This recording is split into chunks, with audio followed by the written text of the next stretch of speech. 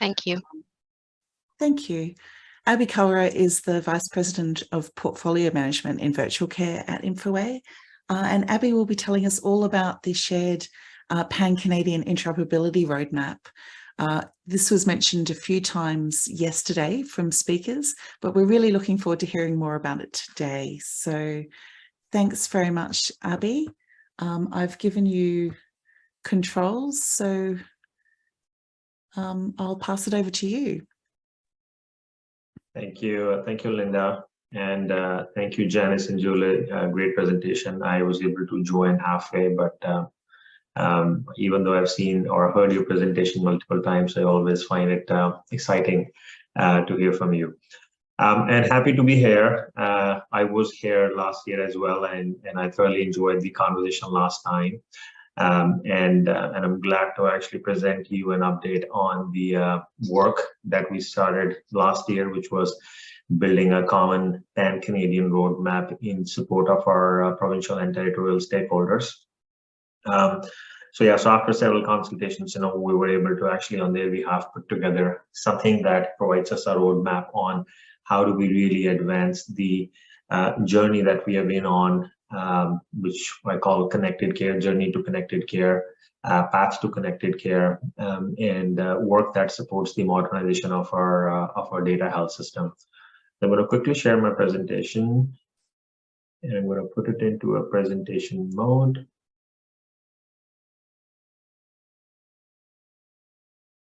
Great, we can see that, thanks. Perfect. So before I dive into the presentation, I think it's important to provide some context on how what actually led to the development of the roadmap and how much support, how much critical it is, given that we're a federal agency, and how did it really evolve as far as support from the federal government is concerned. So on February 7th, there was a need to actually continue to work together to build the better health system, better connected healthcare system in support of the Canadians. And what was called out was the need to upgrade our data infrastructure, the standards, which is a very, very important and critical work, something that Julie and Janice actually talked about in last hour. And building on that, was to really put together an interoperability roadmap, which is in collaboration, with our partner CIHI, and it is in support of our provincial, territorial, and the federal partners. So that is something that was actually announced on February 7th, and there was funding allocated to that to work on that piece. And then as part of that, there were two important shared health indicators, that were called out, which the federal government is prepared to measure, monitor, and report annual progress, because that really speaks to the maturity of our connected healthcare system. And those two shared indicators being the percentage of Canadians who can access their comprehensive health record electronically. As many of us on this call, have experienced, we do have a varied degree of access to our health records. In some cases, we have a fairly robust health record, that we could access. In some cases, we could access pieces of our health information like, lab results or hospital discharge summary. So the goal is to really continue to increase the percentage of Canadians who can access their health record. The second piece that was really focused on truly keeping up the spirit of the connected healthcare system is the percentage of family healthcare providers and other professionals who are capable to exchange or share the patient health information electronically. So those are two big indicators.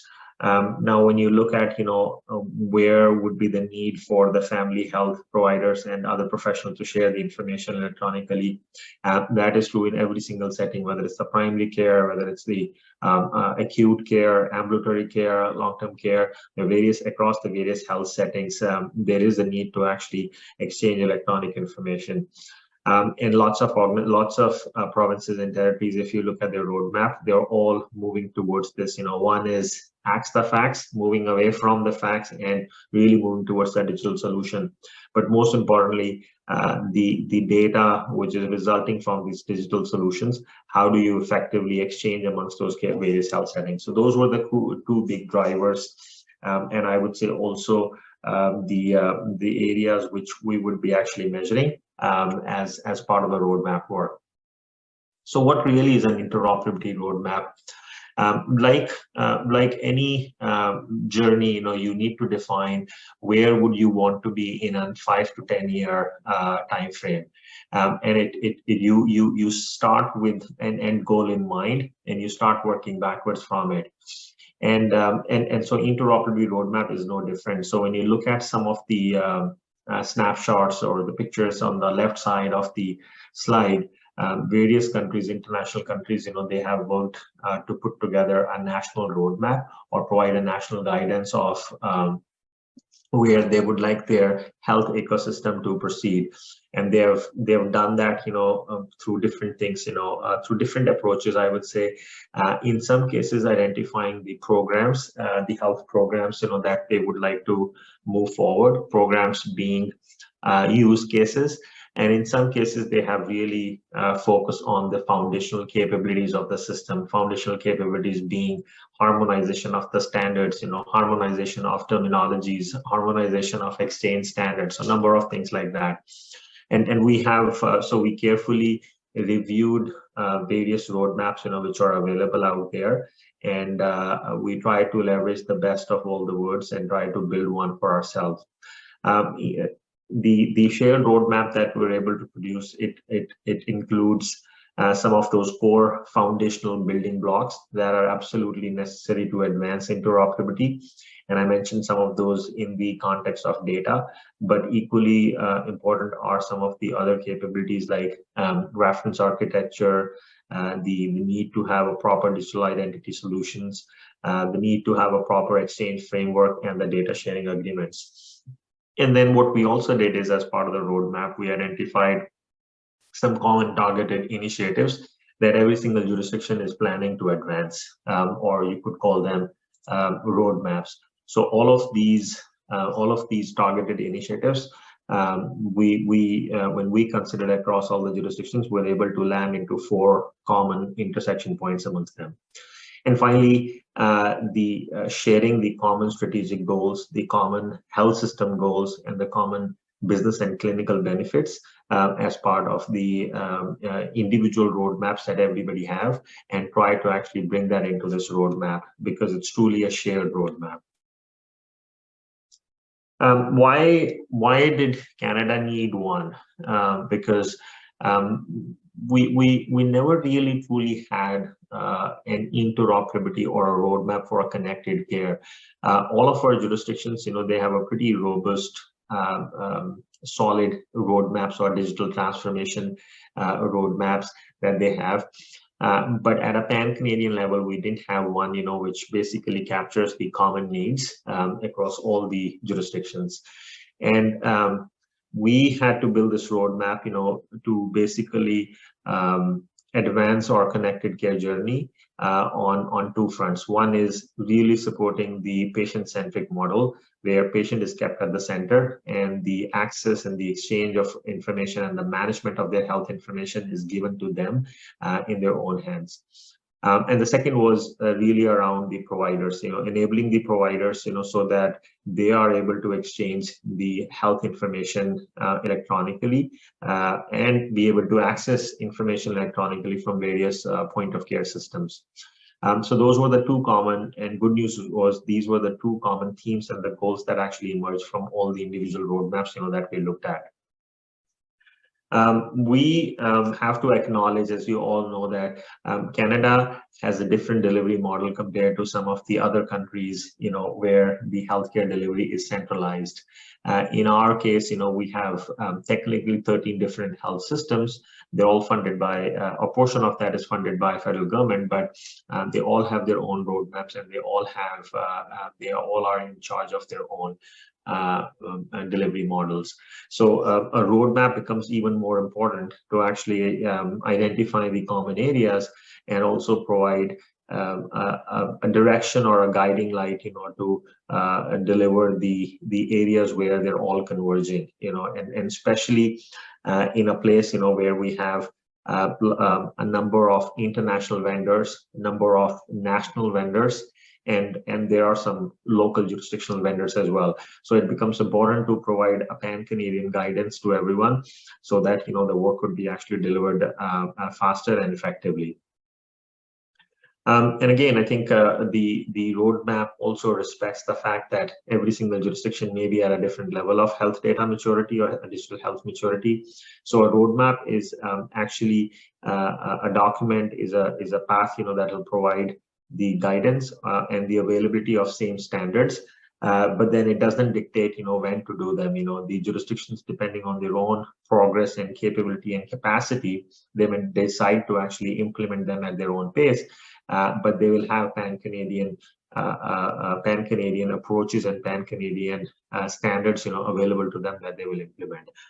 So bottom line is, this roadmap is going to very strongly align, support them, and complement their own individual roadmaps by providing them common pan-Canadian standards, in the data space, in the technology space, and in the policy space. Over the 5 years, where Infoway is committed, and I think when I say Infoway, collective we, which includes all our stakeholders, federal, provincial, territorial, and the other PCHOs, we would like to actually drive value for Canadians through access to health information for all Canadians. I think this is the fundamental principle of the work, and you see that from the picture. Keeping patient at the center is to really build the delivery, it's to really build the standards, it's to really build the solutions around the patient. Second one is a modernized health system, which is based on connected care. So all the rings that you see outside the patient, those are all the elements, that need to be connected in order to provide that timely care, real-time care, where the information is available to a healthcare provider for a patient in a timely manner across different healthcare settings. And finally, the digital health innovation by and for all Canadians. When you do have pan-Canadian standards, when you do have open standards, it also makes the job easier, for innovation, because the innovative companies can actually have visibility, do have access to data, of course, through proper access controls, for research purposes, for science purposes, for innovation purposes. So those are the things, that it actually makes it available. We took a pretty comprehensive approach, in building this in building this approach. So I'll focus. If you focus on the left side, we took a pretty much top-down and bottoms-up approach, and then if you shift your attention to the right side of the slide, the 4 strategic goals were very important to actually align on with all the jurisdictions, and I think nobody on this call would actually debate those as well, because they are the foundation for any healthcare system. Easing the data blocking and portability, improving the provider access to patient data at point of care, enabling patient access to their health data, and improving the care coordination and collaboration. These are 4 key strategic goals that together as our stakeholders, they actually identified. And then supporting the strategic goals could be number of multiple initiatives. However, we actually zeroed in on the 4 key short-term initiatives that are very targeted outcome-based projects, where we would be working with our provincial and territorial stakeholder to advance this. And these 4 initiatives are not the only exhaustive initiatives, that will actually help us meet the goals, but they are the initial set of priorities or initial set of initiatives that will help us advance those 4 goals. And they also would drive some outcomes, the 2 outcomes that I started off, on the first slide, which is around the patient access and exchange of information. And as we do that, there are some foundational capabilities, that needs to be built, that needs to be addressed, depending on the maturity of every single jurisdiction, which you see in the bottom layer. And those foundational capabilities or building blocks are actually captured or shared across three broad categories. Category one being data. So how the data model is consistently developed and presented across all the settings, which we call a consistent pan-Canadian data model. The data semantics, which is about the terminologies and the exchange standards. Then data matching and the modular service capability. So these are all the data related artifacts or blocks, that you need in that category. Then from an architecture standpoint, a consistent definition of a health information exchange, making sure that, the provider directories, the consistent representation of policy in the patient access and the health directories. These are the technology, or I would call a reference architecture or a blueprint. And then from a policy standpoint, the availability and the clear representation of digital ID and identity proofing, and also a clear, consistent representation of consent and policy in the systems, in the solutions is absolutely critical. So again, to summarize, those 12 building blocks are across three categories: data, technology architecture, and policy requirements. I already covered these four initiatives, so I don't think I need to go further into this one. But these are specifically four targeted initiatives. The first one is really around the primary care portability, which really focuses on two objectives. One is reducing the data blocking, easing the data blocking, and making the data portable. And we would like to start with a primary care data model. So in collaboration with CaiHi, the teams are building a pan-Canadian primary care data model. This data model, will really help the vendors to align, similar to US, which has a US core data set for interoperability. Our goal is, in the Canadian context, we would like to actually come up with a equivalent model or a data model, for interoperability. And this will be the foundational, the base standard when it comes to the data content that will provide guidance to all the vendors, all the implementers, even for the new use cases that they are coming in. The second initiative, which is actually well underway, and I think Julie touched on it briefly, Attila is going to cover in detail after my session, is the patient summary. Patient summary is built on the international standard IPS, primarily focused on solving for transitions of care in the health system and care coordination. This standard over the last few years have gained strong momentum across the European countries and in North America. And we made a commitment to implement this across Canada, because it does solve for a significant problem that we have when it comes to unattached patients. Unattached patients who walk into a walk-in doctor and they don't have their clinical profile well defined in the walk-in doctor. So it provides the ability, to the attending doctor to fetch a comprehensive patient summary for the patient coming from various sources, and it provides that snapshot, so which enables them to provide a safe, quality, and timely care to the patient. Third initiative is really around the patient access to electronic health information. As you would know, today the information or the approach to access your health data is quite fragmented depending on which jurisdiction you are. In some cases, the maturity level is fairly high, where the portals do provide fairly comprehensive information about your health profile or health data. In some cases, you have to go into different portals or different areas, to depend your information depending on what you're looking for. So in this project or in this initiative, we're going to look at what are some of the other multi-channel initiatives, that have successfully evolved across the world, and have provided, faster access to a more comprehensive or longitudinal health record for patient.